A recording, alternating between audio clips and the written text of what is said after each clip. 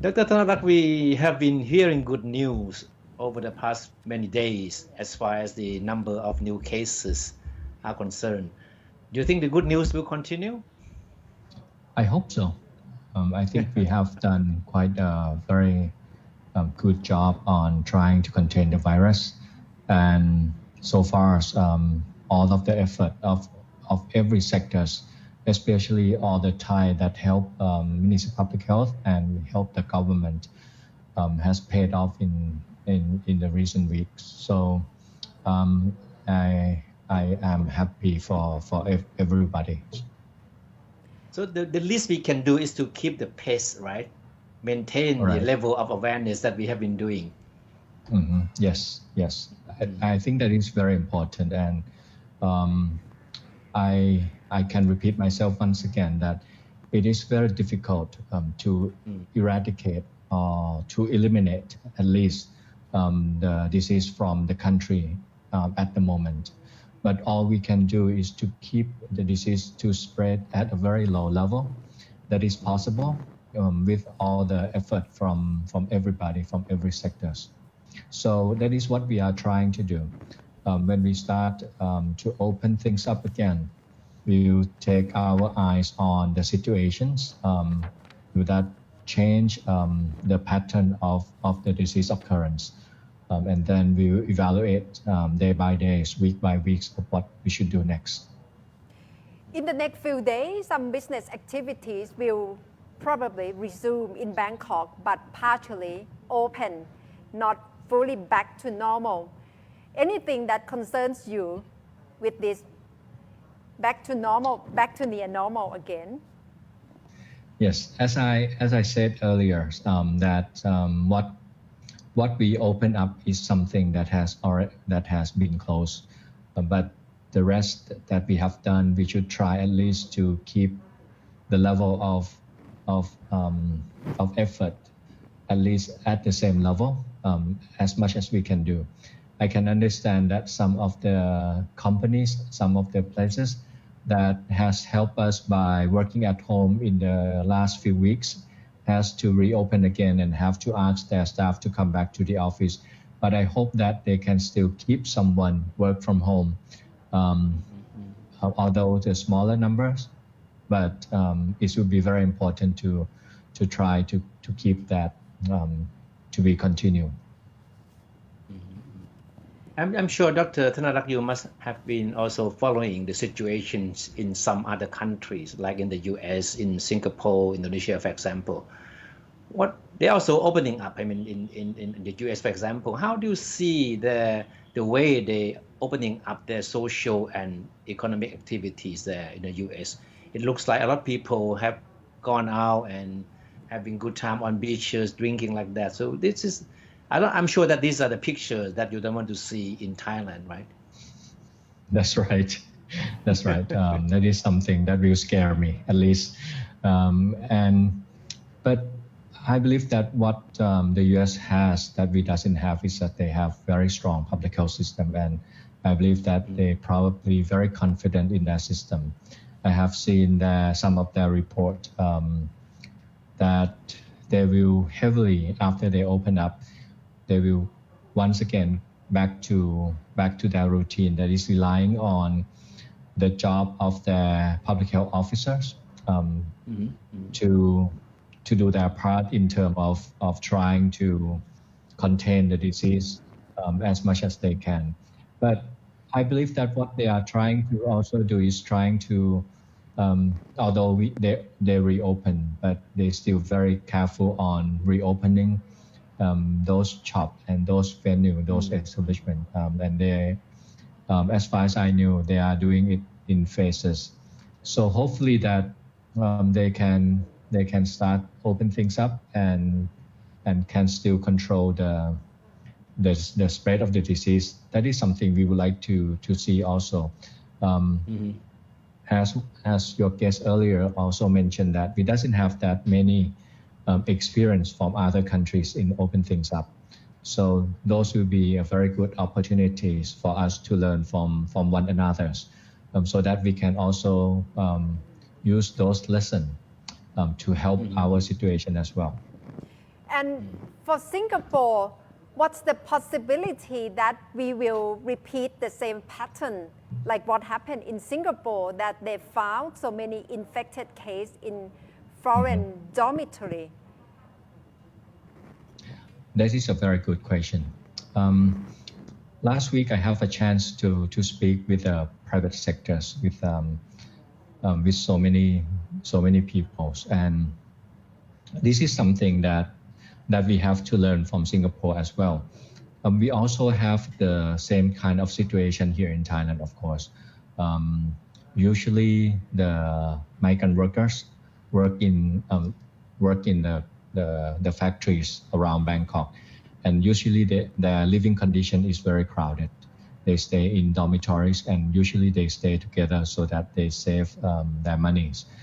Those are the things that we knew, and some of the migrant workers also work in certain site. For example, for the one who work in the building, in the construction companies, they also stay at the construction site, and some of them is we can say that some of them is downtown Bangkok. So those are the places that we have to be careful, and the companies, private companies that I have a chance to discuss with, they also learn that. So in the past, they may work very hard trying to check the health of their workers at the factories, but now they knew that they also have to work with their workers, with their at their living at their dormitory as well. Mm-hmm. Dr. Tanarak, last week there was one day there was a sudden sharp rise in the number of infection cases as a result of testing among migrant workers, right? But since then we have not heard of any more testing among migrant workers. But is this something still being done? Those are not normal migrant workers. Those are actually I cannot say that they are migrant workers. Those testing have been done in the person who illegally came into the countries, and they have been caught and have been put in incarceration. So it is some places that they stay together just for a few days before they will be transferred back to their countries. Those kind of institutions, we have only two places in Thailand, if I'm not mistaken. One is in Sadao in Songkhla, another one is in Bangkok. So it is the spread of the disease within the institution, within the incarceration for people who illegally came into Thailand. So that is not the same thing as migrant workers who stay in Thailand. And what is the plan for the migrant workers, and the plan for a comprehensive testing of these people? For migrant workers who has been in Thailand for quite some time, we consider them as one of us. So the risk of they getting the infections are the same risk that we have. It doesn't mean that they just travel in. They have been here for some time. For the one who work in Chonburi or in Samut Songkhram, Samut Sakhon, they have been here for quite some time, and they continue to work with the big factory, big companies. So we are not worried about that much. And so far we have been work closely with those private companies, so that hopefully that they can take care of their staff very well. They usually check the temperatures of this worker every day before they came into their factories. So if there is anything that's went wrong, we can work together and went there to investigate and do more extensive testing among them. At the moment, we have some plans, but not very extensive, to test all of them, because there are a lot of them in Thailand. So what should be the next step, Dr. Tanarak? As far as we can see, the new confirmed cases have been on the decline, single digit for 2 days in a row. But for the large scale of the overall population in Thailand, PCR test, rapid test, what's the strategy in your mind? What should be next? Although we have been doing a great job on expanding our testing, we can, in the beginning, early January, I always say this, we can test only a few hundreds per day. But currently we can test more than 20,000-30,000 per day. But if we compare to the total number of population in Thailand or even migrant workers, those are very small numbers of testing that we can do. So what we should do is what I would call strategic testing or prioritizing those testing, trying to utilize our testing to benefit us most. So what we call our strategy here is active case finding. What does that mean? It means that we are going to use our data to drive our testing. For example, if we identify certain places where there were an outbreak, this outbreak doesn't mean that we have to have 10 or 20 cases, just a few of them, 1 or 2. For example, if there is one factory have more than 2 or 3 cases in the last weeks, so we may went in and do a lot of testing in those workers in the whole companies or in the whole factories. Those are the ideas. Or if we identify certain village that has more than a few cases in the last weeks, we may went in and test large number of people in those villages who may come into close contact or any light contact or not have to be even high risk contact of the cases in the areas. Those are the ideas. But the ideas of went in and randomly selected people to be tested, I don't think we are going to do that. Dr. Tanarak, there were 2 fatalities reported today, right? One of them was a 52 years old businessman in Bangkok who reportedly contracted the disease from an infected person in a seminar. So I think this was quite unusual. So what does this tell us? You mean the I think it's very important. The fact that he contracted from someone in a seminar. Yeah. I think that's because in the past we already. I heard about this case because he is one of my friends. So I heard about him for quite some time. So he contracted disease long ago, and he has been in critical condition for quite some time. There are still a conference, face-to-face conference, but those kind of conference is now a very small conference. But there is some companies that still have a meeting face-to-face, and in some cases may not be protected. I mean, everybody did not wear masks. But the cases that we are talking about, he contacted disease long before the day that he passed away. So at that time, the gathering, the number of people still meet each other. So that is what happened. That is one thing. And the second thing I think is more important is that he's only 52 years old, I think, around 50, with no underlying condition. We all know that this disease is very, usually we can say it's mild disease. 80% of people doesn't need any antivirals. The disease will you are going to get better and will be cured from disease within 14 days without any treatment. But there are still some cases, 15% that can get a severe disease, and the problem is that we don't know who is going to get severe disease. So that is why we have to be very careful about this. It can be anybody.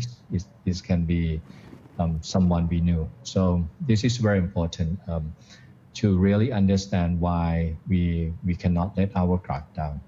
And as I mentioned, one thing is that when we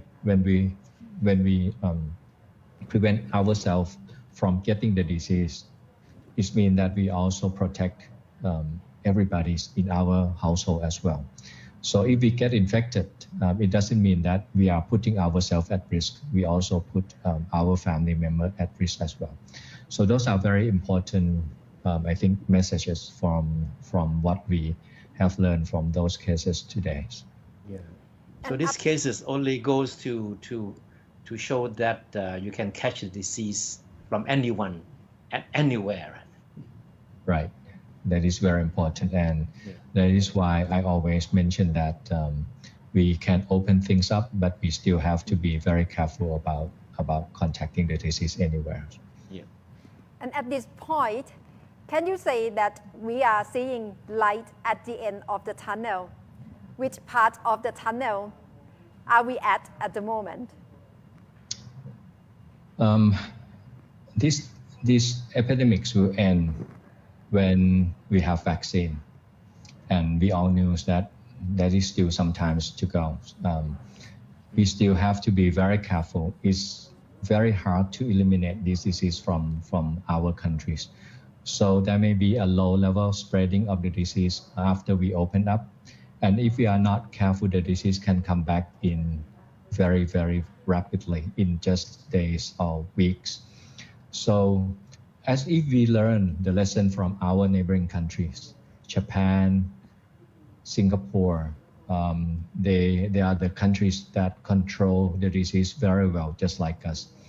But just in the blink of their eyes, now they are in very deep situation. They have to fight their way back, and if we learn the lesson from them, they have to fight this. Their fight is very difficult, and but some of the areas of the countries, for example, in Japan, we start to see that they are improving.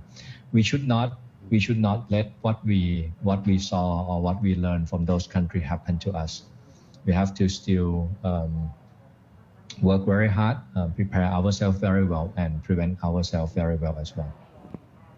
Dr. Thanarak, you think these daily press conferences that we have are enough, to bring home this point to the members of the public, the need for these stringent measures to be maintained? Do you think these conferences are enough, or do we need to do more, to remind the people of the need to stick with these measures to prevent a major spreading of the disease?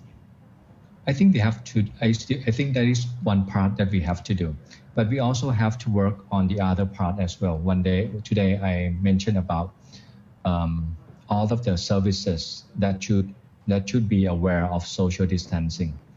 Not just public sector, not just private sectors. We are all aware that we don't want the crowded bank, we don't want the crowded shopping malls, but actually we also don't want to have a crowded public places like the place of the owned by the government, where they have the service part, or even the state enterprise. Those are the places that are very crowded as well. For example, the place where we have to go to pay our bill, or we have to pay taxes, or places where we went into the governor house. Usually those places are very crowded with people. So not just the private sectors that have to change the way they work. The government, the public sector also have to work very hard to improve the way they provide the service to Thai people. We have been talking about digital transformation for years. Now it needs to happen, and it needs to happen very quickly, so that in the government places it will not be crowded as well. So those are the message that we sent our message to the individuals, but we also have to send message to the as administrators of different enterprise, different places, that they have to also think about how they can provide their services and how they can cooperate in terms of social distancing.